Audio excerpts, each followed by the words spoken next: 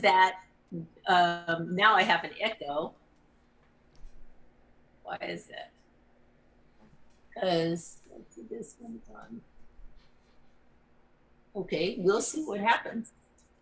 All right, are you guys hearing an echo? Very small, very slight. Yes. All right, so Mike, why don't you go get started and we'll figure out what's going on with me. Okay, well, good. Good morning, everyone, and welcome. Thank you for joining us in this spirit of perfect harmony. We are the Center for Spiritual Living, West Georgia. We study and practice the philosophy and science of the mind we know as God.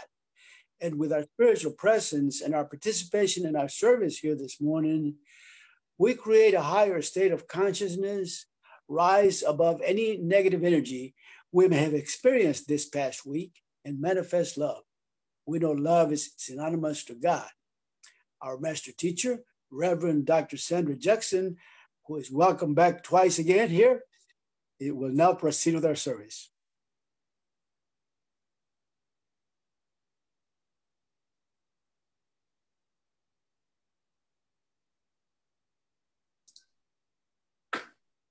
All right, so how about this echo now? Yes, okay, good, great. Well, it's good to see you. Thank you so much for that, Mike. And so what you heard and why you were in the waiting room for so long was because we were having some technical issues and apparently they just got finished. We're still working them out. Anyway, it's good to see you guys today. Let us begin as we always do by taking a moment to pause right where we are, to sit back and relax, close our eyes. And in that closing of our eyes and breathing together, we commune with one another, regardless of where we are.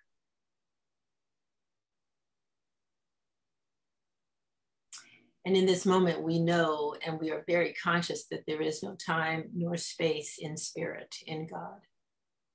That in God we are all one, that God knows us all as one.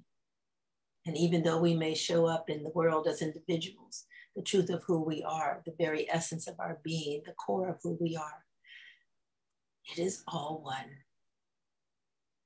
And so it is that we know in this very moment that the very life that we live is the life of spirit, is the life of God moving in us, through us, and as us, is expressing itself as love, as joy, as wisdom, as creativity.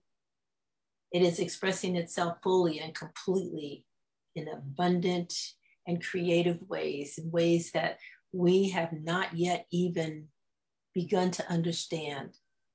And so we open ourselves each week, each day, to the intelligence that is within us and allow it to guide us, to direct us, to show us the way, so that we may walk in that way purposefully and our lives unfold in a most magnificent and glorious way.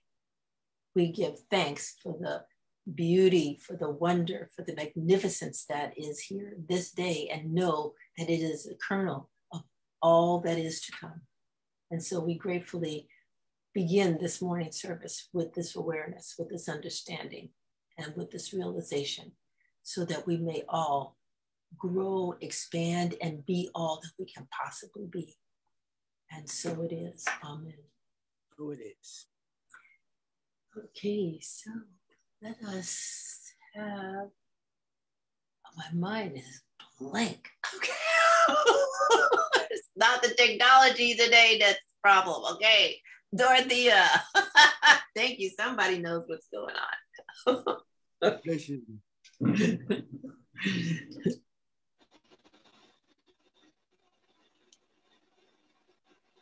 Let's begin with our vision and mission statement. CSL West Georgia is a joyful global community where everyone belongs. Through our unique spiritual teachings, we provide a safe environment to experience compassionate living. And our declaration of principles: I believe in the unity of all life and that the highest God and the innermost God is one God. There is one life of which I am a part, one intelligence which I use, one substance which takes form as my life. And so it is.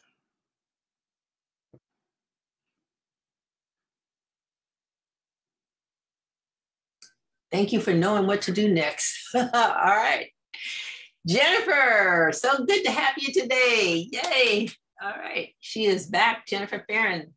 So let us all give our full and complete attention to her as she brings us together in song. All right. Good morning, everyone. So happy to see everyone, or at least see your names. If I don't see your smiling faces, I at least see your names. This is a song that I wrote on the way to Unity of Athens a few weeks ago. And if you're muted, you can sing along. It says, I am open, Spirit, enter in. I am open, Spirit, work through me. Use my hands, use my feet, use my mind, all of me.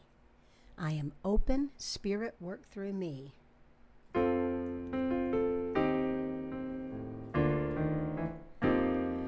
I am open, Spirit, enter in.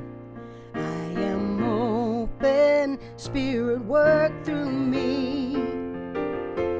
Use my hands, use my feet, use my mind, all of me.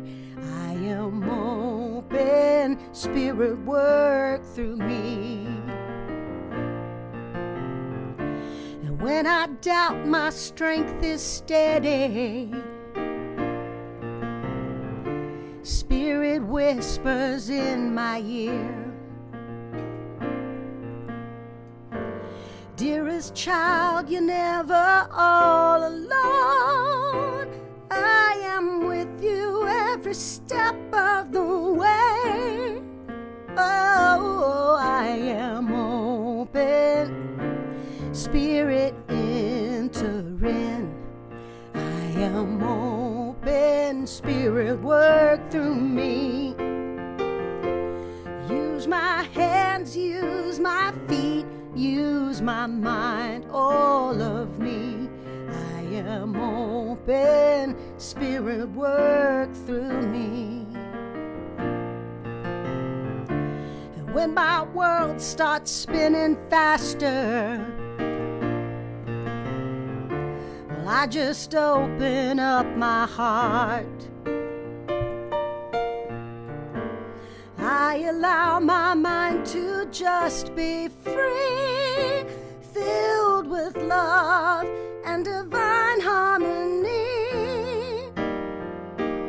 I am open, Spirit, enter in. I am open, Spirit, work through me. Use my hands and use my feet, use my mind, all of me. I am open, Spirit, work through me. When I'm needing inner guidance, I can trust that light inside. I allow the truth of all space and time to just be mine. And then I say, I am open, Spirit, enter in.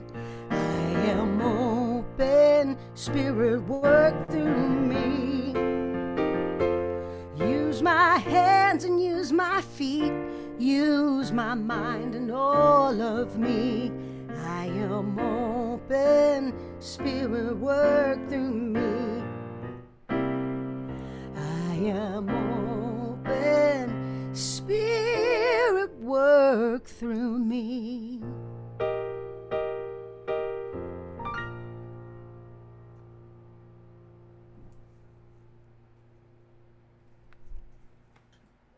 That's great affirmation. Spirit work through me. We can just use that. Just write it up, put it up somewhere, and use it every day. Yes, thank you so much. Thanks for that affirmation. Okay, so this morning our reader is Sandy. Good morning, everyone. This is from an excerpt from our Science of Mind magazine. If you all don't get it, sign up. You can get it online, or you can order it and come to your house, which I love. I've been getting them for years. This is from December of 2018. Across the arc of history, singular names evoke characteristics relevant to their times and ours. Gandhi demonstrates a passionate devotion to principle. Cleopatra personifies women's leadership. MLK reminds us to stand in the gap where social justice intersects with faith. Siddhartha beckons to self-awareness and enlightenment. Golda commands respect for her people and her nation. And then there is Malala. Courageous, fearless, defiant, she stands apart as a powerful voice in the fight for educating girls worldwide, and her commitment to making change and understanding the roles of women working for peace. Malala began advocating for educating girls in her native Pakistan when she herself was just a young girl. Born July 12, 1997, she became a target of the Taliban, which issued a death threat against her. On October 9, 2012, a gunman shot Malala as she was returning home from school. She was just 15. Malala's father taught and ran a girls' school in the village where their family lived. I loved school, she recalls, but everything changed when the Taliban took control of our town in Swat Valley. Taliban extremists banned television, music, education for girls. In January of 2008, Malala said goodbye to her classmates, wondering if she would ever see them again. She was only 11. By 2012, she was speaking out publicly on the rights of girls to have an education. This, she says, made her a target. On that fateful October day, a masked gunman boarded a bus shuttling students home from school. "Who is Malala?" he asked, and then he shot her in the head. 10 days later, she awakened in a hospital in Birmingham, England. Her medical team told her about the attack. They also let her know that people worldwide knew what happened and were praying for her recovery. Malala says she has little memory of the day she was attacked, although she does have flashbacks. Describing an experience in a mall surrounded by many men, she told herself, "Malala, you have already faced death. This is your second life. Don't be afraid. If you are afraid, you can't move forward." From speaking to the United Nations on her 16th birthday, to receiving the Nobel Peace Prize from working in Nigeria to assisting those in the Syria region, Malala remains singularly focused on education, her own and that of girls everywhere. When she talks of Pakistan, she remembers her father telling her to gather knowledge so you can use your words powerfully. He is right, she admits. I want to learn and be trained well this weapon of knowledge, then I will be able to fight more effectively for my cause. In her closing thoughts in I Am a Malala, she writes, "Today I looked at myself in the mirror and thought for a second. Once I had asked God for 1 or 2 extra inches in height, but instead he made me as tall as the sky, so high that I could not measure myself. By giving me this height to reach people, he has also given me great responsibilities. Peace in every home, every street, every village, every country. This is my dream. Education for every boy and every girl in the world. To see each and every human being with a smile of happiness is my wish. I am Malala. My world has changed, but I have not. Courageous, fearless, defiant, spiritual hero. We human beings don't realize how great God is. He has given us an extraordinary brain, and a sensitive, loving heart. He has blessed us with 2 lips to talk and express our feelings, 2 eyes which we see a world of colors and beauty, and 2 ears to hear the words of love.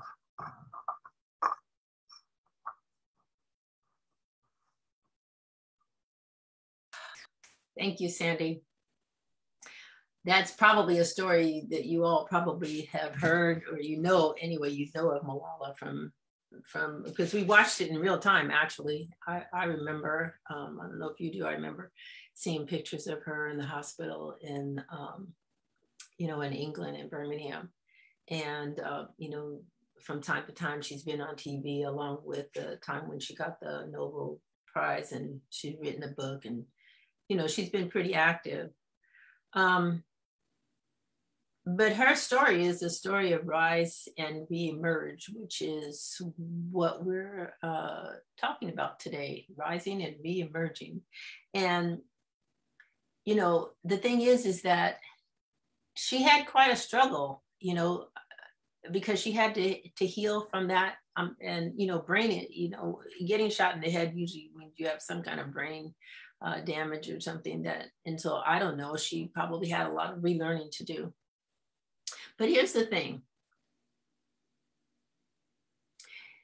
She had, in Pakistan, they had really fabulous EMTs that, she was shot on the bus. So the EMTs had to get there, they had to get there in a timely manner. They had to be intelligent enough to see what was going on, know what was going on. They had to have the skill, and the wisdom to act appropriately. Then, she had to be whisked away to the local hospital, which doctors and other skilled medical people took care of her. And then they figured out, we can't do all that we need to do here. Where do we need to take her? And so they decided Birmingham, England was where they found doctors who had been working for years and years, a whole medical team actually, who've been working for years and years and years, that were able to serve her and to help her to heal from the time she got there to the time she left. And then, we don't want to forget the pilots who trained for years and years to be the pilots who airlifted her, and all the people who had to support those planes that, were able to fly, through the air and take her where she needed to go. There's so much that is behind every single act that we do that we don't even realize has happened.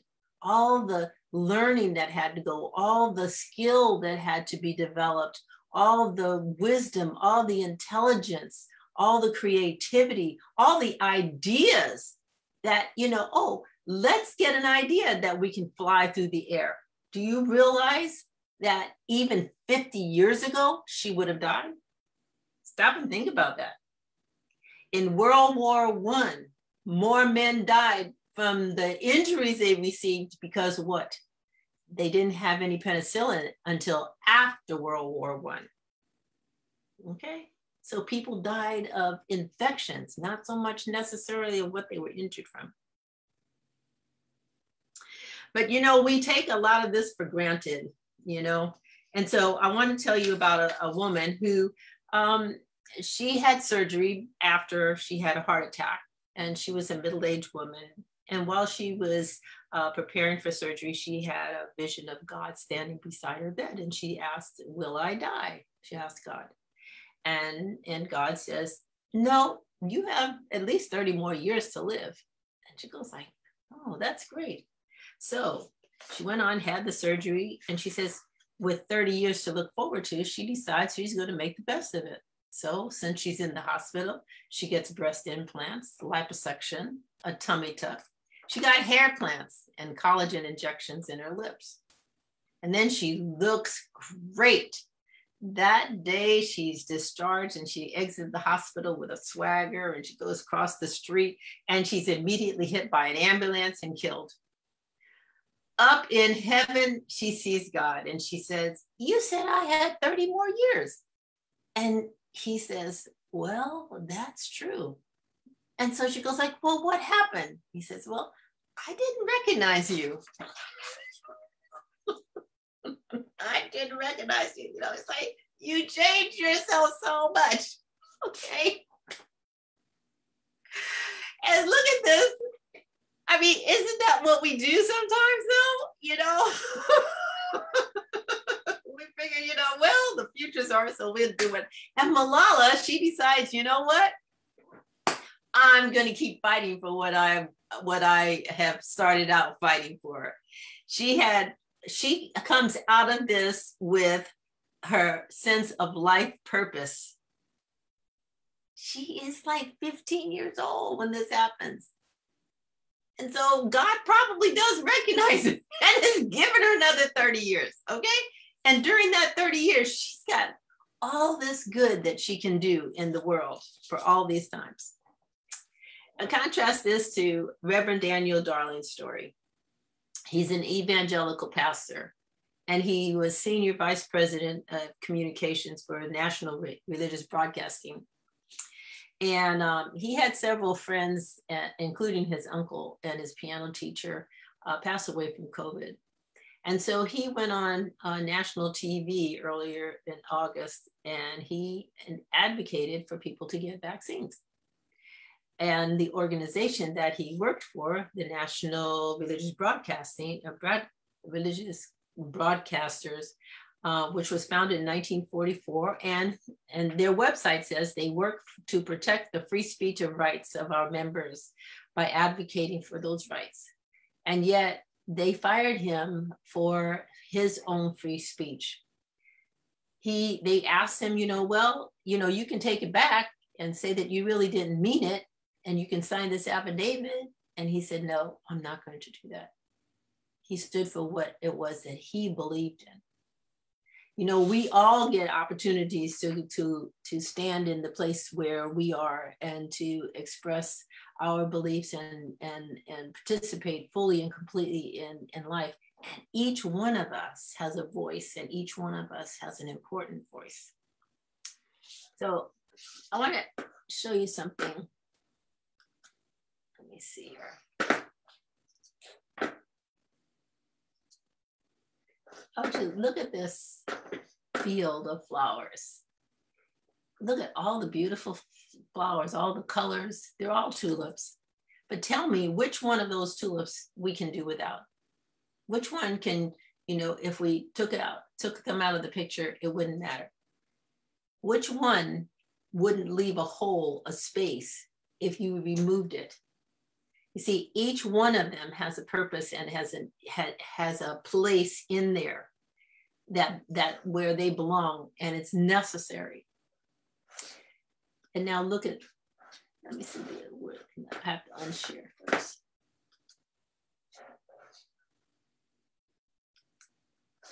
And now look at this picture.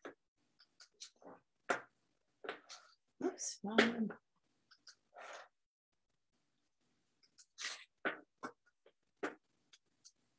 There. Okay. I keep choosing it. And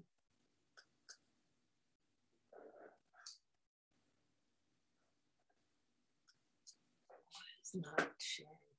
It is lit up like it's sharing. Maybe I didn't, you know what? Did I pull up the picture? Hold on. There it is. Okay. Can you see this?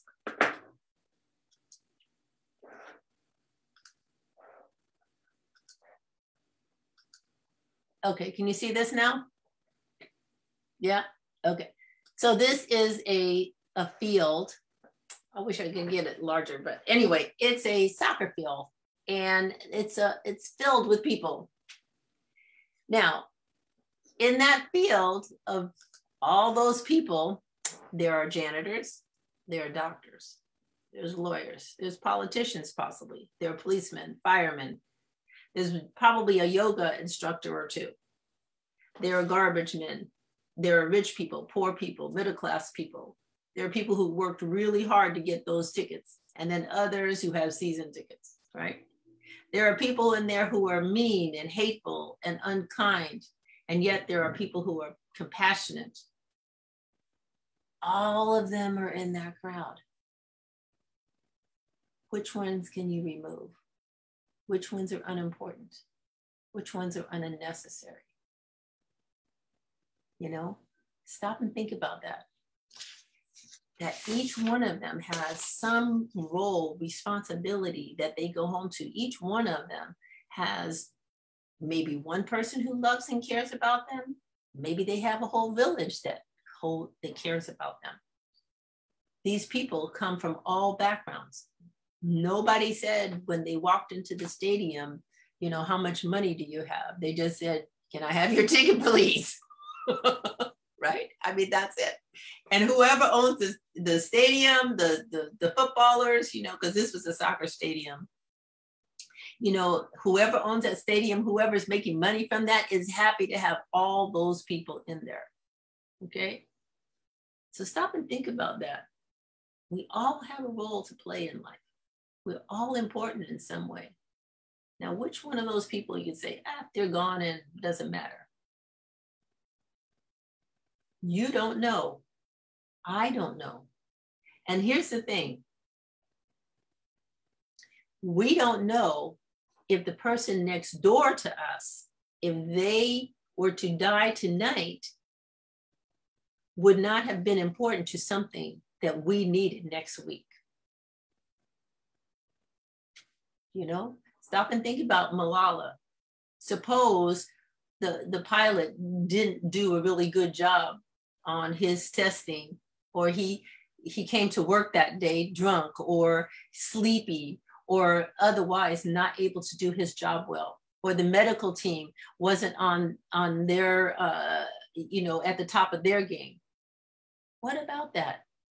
We all have roles to play, and we play them, you know, to the degree that we can. Now, I want you to think about that stadium. I know this seems kind of morbid, but over 600,000 people have died from COVID this year. How many people do you think that stadium held? Maybe a couple 100,000? All those people are now deceased. Not those particular people, but you know what I'm saying? A whole stadium full of people have died of COVID this year during this pandemic. Now stop and think. In that group, there are lawyers, there's doctors, there's pilots, there's rich people, there's poor people. There's people who we like, people who we don't like, people who are kind, who are caring, who are compassionate, people who are mean and ugly and awful. Stop and think about it. But each one of them has some role to play, like being a part of a soccer stadium or a field of flowers. We can't say this person is important and that one is not. All of us, to some degree, have some level of importance. So there was a customer service agent and an administration clerk and their manager. They all went out to lunch one day, and they were walking down the street, and they stumbled on an old antique oil lamp. And so, knowing that oil lamps can often have a genie inside, they enthusiastically picked it up and they rubbed it, hopefully in anticipation of having something great come about as a result. And sure enough, a genie pops out. And she goes, I am the genie of the lamp, and you can each have one wish. And so, me first, says the customer service agent. And so the customer service says, I want to go to the Bahamas. I want to drive a speedboat and be without a care in the world. And so there's a poof and the sound followed by a cloud of smoke, and the customer service agent is gone. So then the administration clerk says, me next. And so I want to be in Hawaii, relaxing on the beach with an endless supply of pina coladas and the love of my life. And so the genie goes like, your wish is my command. And off goes the the administration clerk. So the genie now looks at the manager and he says, okay, boss, I guess it's your turn now. And so the genie says, this is the boss, and the boss looks at him and said, at the genie, and says, I want those two back in my office in 45 minutes.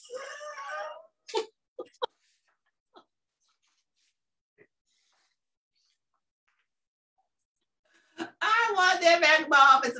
Those two people are important to me. They are necessary to what I have got going on here. You see, we're all important. We may want to be someplace else, but right where we are, we get to rise and reemerge and be all that we possibly can be. Somebody needs us. Stop and think about that. Somebody needs us. So there's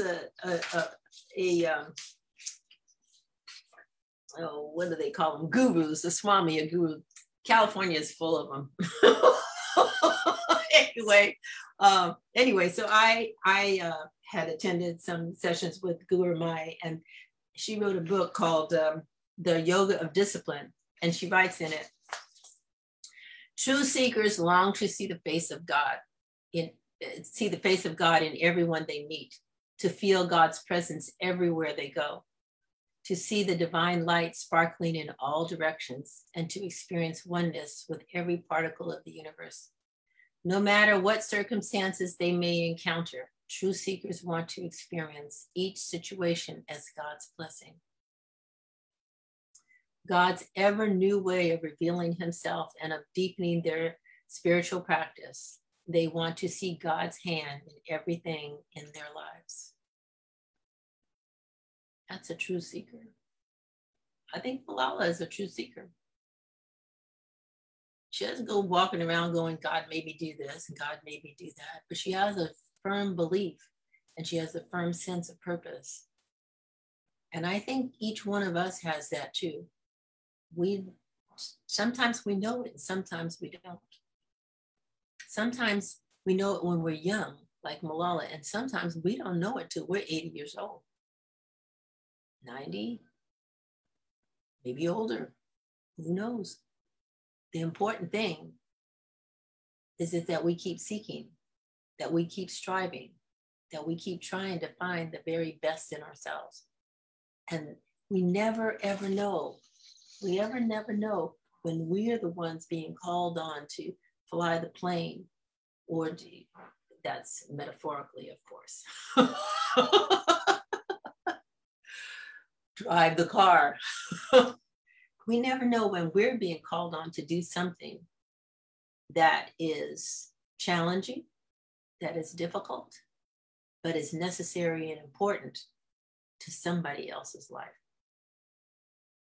You know, people wonder, maybe you're wondering, in case you're wondering about how Science of Mind would think about this virus and the vaccine and all that kind of stuff. I found this statement from Ernest Holmes in his book, The Philosophy of Jesus for Modern Times. He says, we think of a scientific man as one who uses the power of nature. And so it is with every scientific discovery. In the laboratory, man observes, he's saying man because in his day, that's what, man included men and women, so, okay. And so it is with every scientific discovery. In the laboratory, man observes the law of nature, discovers how they work, and then applies them. And nature herself produces the result.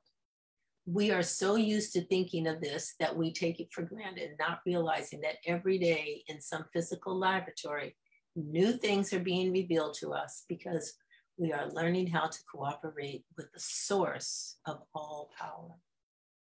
And source is capital. So what he's saying here is scientists are cooperating with the law of nature. They're not going outside the bounds of spirit. We cannot operate outside of God. Think about that. You and I cannot operate outside of God. You are within God. It is the source of your power. It is the source of your life. It is the source of your breath. And whoever you are, wherever you are necessary, you are important, you are needed, and you are sourced, because there is a power within you that is beyond anything that you can create. It is who you are. It is the essence of who you are. It is the source of who you are. And you walk around daily in the blessing of it, whether you know it or not. And so that's why Guru Maya's statement is so important, because true seekers long to see the face of God in everyone they meet. If this is true about you, it is true about every person that you meet, including those people who won't get the vaccine. So we have to not be condemning them, but we have to remember that they're in the stadium with the rest of us. Even if we would like to get rid of them. They're in the stadium with the rest of us. And we have to be seeing the face of God in them. And isn't there some saying about, I think this is an idiom, you get more flies with sugar or honey than with vinegar, something like that. And then Sandy said, shaking her head, you know. Yes. So therefore, you know, love these people, embrace them. And, you know, we don't have to understand them. I can't tell you how many people I have heard, I don't understand. I don't understand why they won't get the vaccine. I don't understand. You don't have to understand. It's not your place to understand. They don't understand why you do some of the things you do either. Keep that in mind, okay? We always want to think about how we think about other people, but they have the same thing. They're looking at us going like, I don't understand why you're taking that vaccine. I don't understand you why you're walking down that side of the street. I don't know why you're doing this, and this. Keep that in mind, okay? But each and every one of us has the responsibility of being fully and completely who we are, right where we are in this very moment. And you are empowered to do it, to be it. And if you didn't know it before now, I'm telling you now, I am the power and authority right now. So I'm telling you, I'm giving you permission to be fully and completely who you are. I'm giving you, if you need permission. I don't care what your parents said. I don't care what your other people said in your life. I'm telling you right now, you are powerful and you are here for a purpose. And you are already divine. And so be that which you are and see it in everybody else. You are empowered to do that. You have the power, you have the intelligence, you have the capability. So see that truth in others, okay? And remember, when you meet God, you want God to recognize you. Okay? You want God to recognize you. All right. So be the person that you can possibly be. Let's turn within. And in this moment, we know who we are.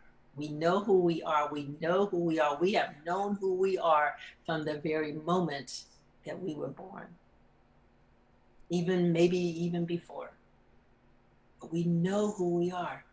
And we may have covered it up with misunderstanding, with fear, with a lack of faith, with a lack of wisdom and understanding.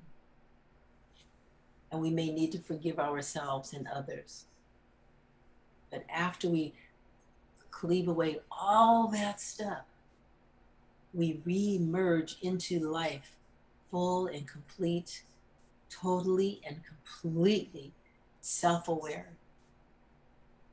cleansed fully and completely of all the past, all the ugliness, all the misfortune, all the unhappiness, all the mistakes, all the quote unquote sinful nature that we may have believed at one time that we had. And we re-merge fully and completely, evolved and involved in knowing the full and completeness and totality of our beingness. And so it is in this moment, in this very moment, that we allow ourselves to know who we are, to experience that, and to emerge into this day fully orbed in the spiritual presence of Spirit itself. And so we see the face of God when we look into the mirror, and we see the face of God when we look out into our world. We know that we are always in God and of God. And so therefore, that is where our power comes from. That's where our wisdom comes from. That's where our creativity comes from. And therefore, because it comes from that pure source, it can only be pure within ourselves. And so we allow ourselves to be fully and completely who we are. And so I am knowing that each one of us is individualizing this word for themselves. I know it is being in their life the way it needs to be for each one of us. And so I gratefully know this truth is unfolding in us and through us and as us, that we are being all that we can possibly be in this moment and from this moment on. And so in gratitude, I release this word now into the law, knowing that each one of us is expressing it perfectly in our own lives.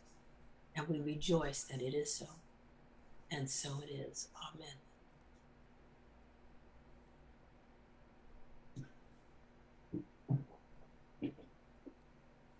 Jennifer.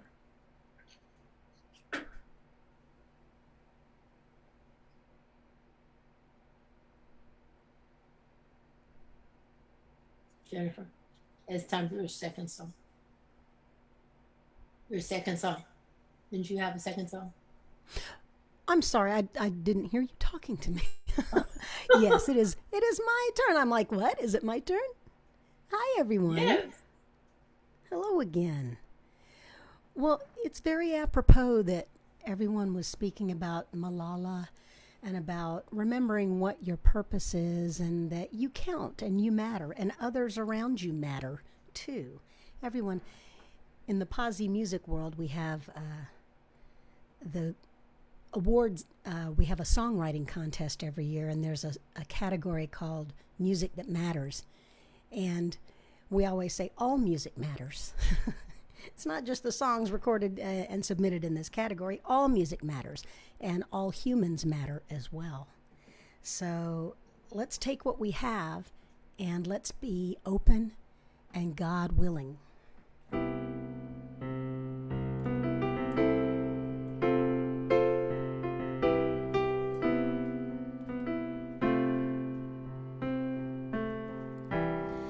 Hold a vision of the life I choose today, and then patiently I wait. So much good's already coming to me now, as I consciously awake. And oh, I am open, God willing. Oh, I am open, God willing.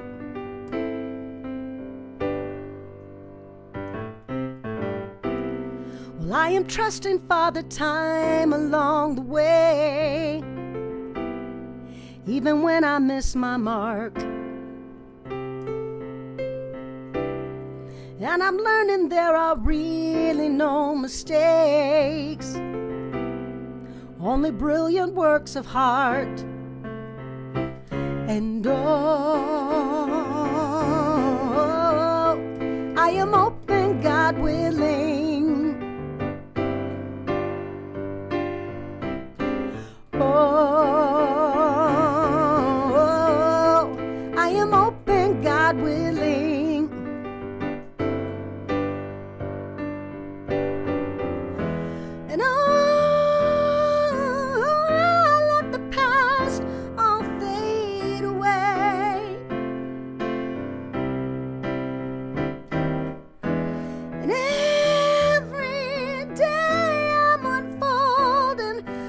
joy that I've created with the one who has created me.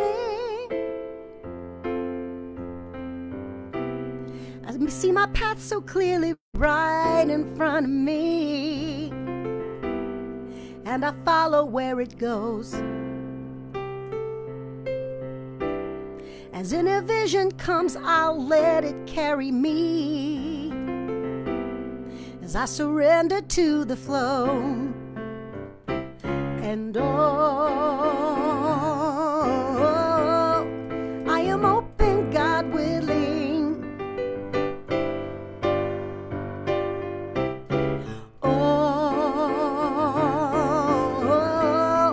I am open, God willing.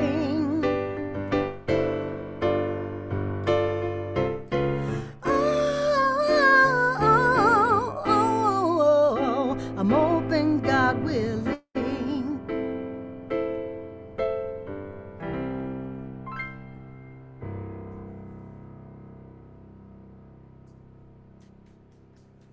I think God is always willing. The thing is to be open to it. Yes, thank you. Yeah, thanks, Jennifer. Great songs. Okay, let's see. We have Dorothea back with us again. Yay! All right. Wonderful song. Thank you. We come to the part of our service, conscious giving. And there are 3 ways to give. The first way is through PayPal payment options. And that way gives us a wonderful selections of how we would like to support our CSL West Georgia. We have several offerings, and as you can see, you can choose where you would like to share, or you can split where would you like to share. It's totally up to you. It's very easy and very convenient. The second way is through mail. You can send a check.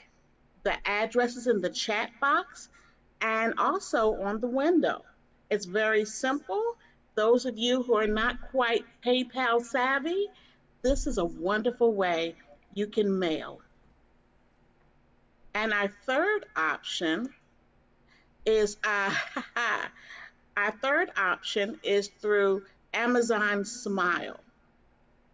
Amazon has a charity, and we're part of their charities. Amazon has many charities, and CSL West Georgia is a part of the charity, and Amazon gives us back a portion of sales from our organization or anyone who chooses CSL West Georgia as a charity.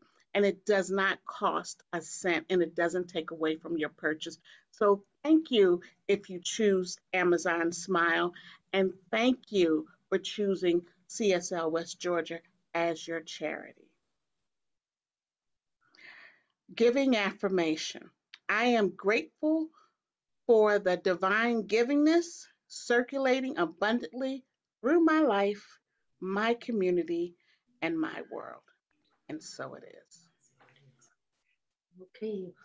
All right. Thank you, Dorothea.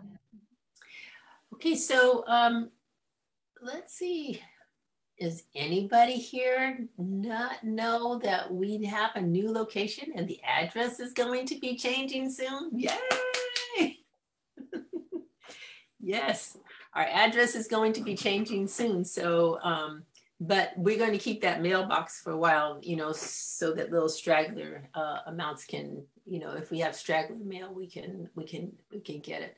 But the landlord has accepted our check and cashed it. That means, you know, all is a go. So right now, what we're waiting for is, you know, some documentation from the city, because, you know, the fire department has to weigh in and the city has to, you know, weigh in on what their requirements are. And so we're just doing paperwork. But we're supposed to take occupancy as of September 1st, according to our lease. So anyway, we will be, we thought we would get it out this week, but we didn't because of all of, we found that we had all this paperwork to do that we didn't realize we needed to do. So Sandy's been working really hard on that all week long, along with, you know, designing our space and looking at what it is we're going to need to fill it with. We have no furniture. We have no sound equipment. We have nothing. Because we have for the last 4 or 5 years, well, before this, before the pandemic, we had been meeting on Sundays, and we didn't need chairs because we had a location that had chairs and tables.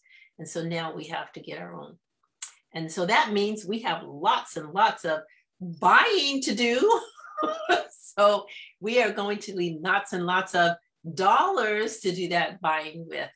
And so you're gonna get an email this week saying what our needs are specifically, and how you can assist us financially and otherwise, because you know a lot of furniture these days comes in boxes and has to be put together.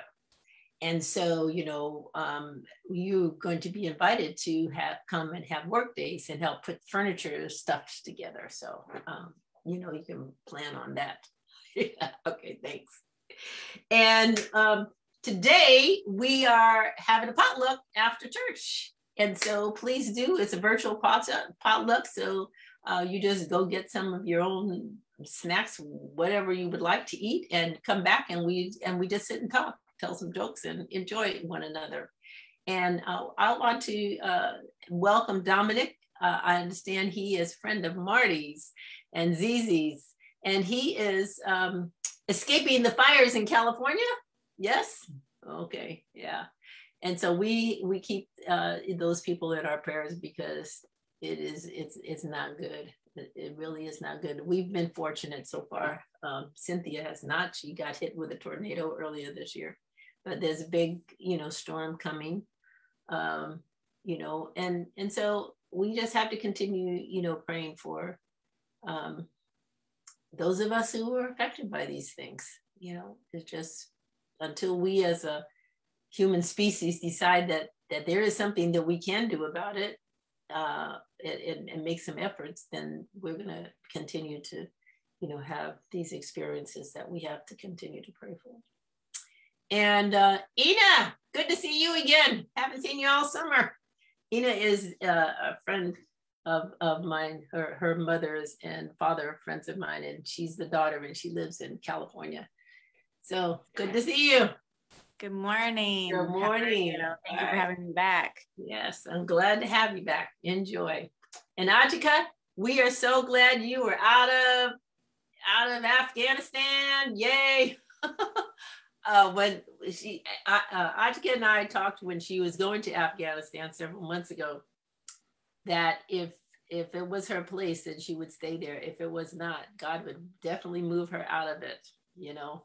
And God moved her out in plenty of time so that she didn't need to be in with all this destruction that's going on over there right now. So we just want to continue to pray for everybody who is there and having to deal with the difficulties that they're having. And such is life. I don't know that story. I didn't plan on Malala's story. I was looking for a reading, and her story came up, and apparently is appropriate for this week too. So glad that we found it. Thank you, Spirit. All right, so I think that is it, unless anybody has anything else that I have neglected to tell them. Thank you. Somebody had a birthday. Yes, thank you so much. Yesterday was Sandy's birthday. Yay. Thanks for reminding me. I had that on my list somewhere or another. Yeah. And so I was telling her, she shared her birthday is she shares with my mother, who passed away years ago, but my mother's birthday was August 28th also. And she would have been 100 if she had lived yesterday. So anyway, I was celebrating 2 birthdays yesterday. So anyway, thank you for reminding me. And what else? All right, let us close then and have our song.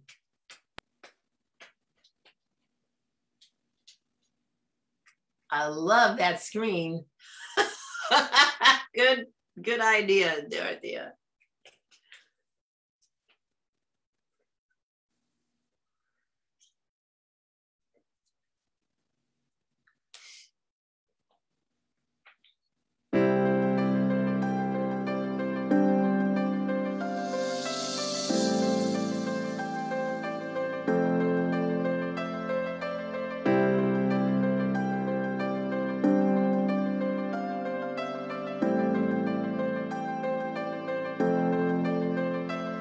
You're my life, you're my breath, you're a smile, you're my guest. You're the earth, you're the sun, you're the grass, you are love. You're my hands, you're a bug, you're my eyes, you're a hug. You're the light in the dark, you're the spark, you are fun. You're my mom, you are water, you're the stars, you're my daughter. You're my friend till the end, you're my dreams, you're my father. You're the ants on the ground, the miracles that surround. I'm feeling it all around, the hemisphere in the clouds. You're my pain, you're my sorrow, you're my hope for tomorrow. You're the strength when I'm hollow, you're the path that I follow. You're the blessings that exist, the small things that are bliss. The gift to realize that everything all that I am, all that I see, all that I've been, and all that I'll ever be is a blessing.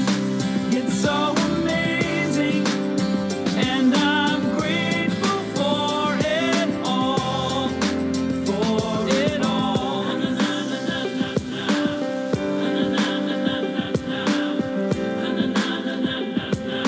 Grateful for it all. You're the blessings every time I try to count. You're the lessons that I learn every time I turn around. You're the water when I'm burned every time I think I found everything I'm looking for. You're the sign saying stop to take a bow and keep moving forward. Then start looking towards your heart. It'll open all the doors and only then you'll start to hear the world singing chorus with your mind and heart. Aligned in purpose, everything will feel gorgeous.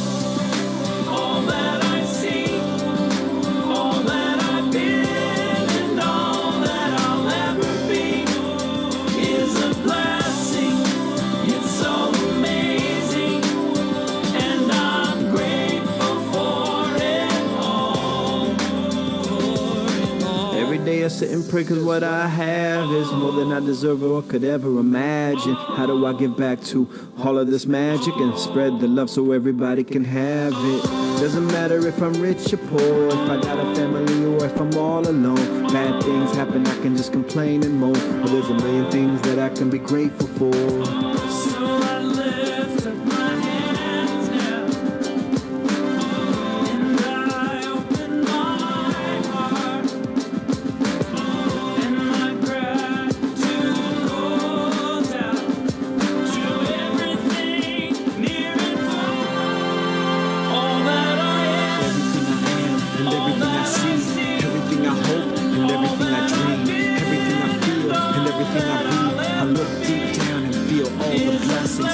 Everything I am, and everything I see, everything I hope, and everything I dream, everything I feel, and everything I be. I'm grateful for it all. It's amazing. Everything I am, and everything I see, everything I hope, and everything I dream, everything I feel, and everything I be. I look deep down and feel all the blessings. Everything I am, and everything I see, everything I hope, and everything I dream, everything I feel, and everything I be.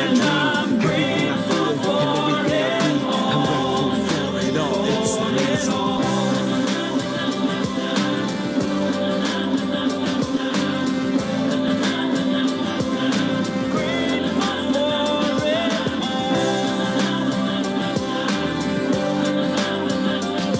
You're the blessings that exist, the small things that are bliss, the gift to realize that everything is a gift.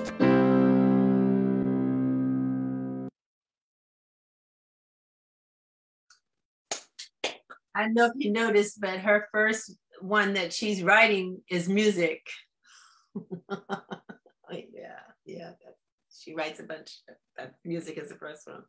Thank you all for being here, and our thanks for our tech team. We had a struggle today, and they came through for us. So let's just acknowledge them for that. So that's Dorothea, Zizi, and Marcia, and Cynthia, and Jennifer. Thank you so much for being here with us again today. We really appreciate all the music that you bring for us and the heart that you bring with it. So thanks. Thank you. Right. Mike, good to see you. All right. Love you all. And our closing affirmation now. That's Okay, right. We have a closing affirmation. Yes, we do.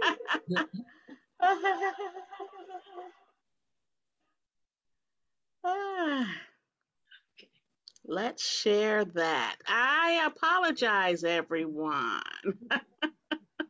I said, nope, you don't have to now because I covered it all. We are having gremlins are working today. And we also have our potluck following, Sandra. Yeah, Oh, okay. I said that. Yeah. Yeah.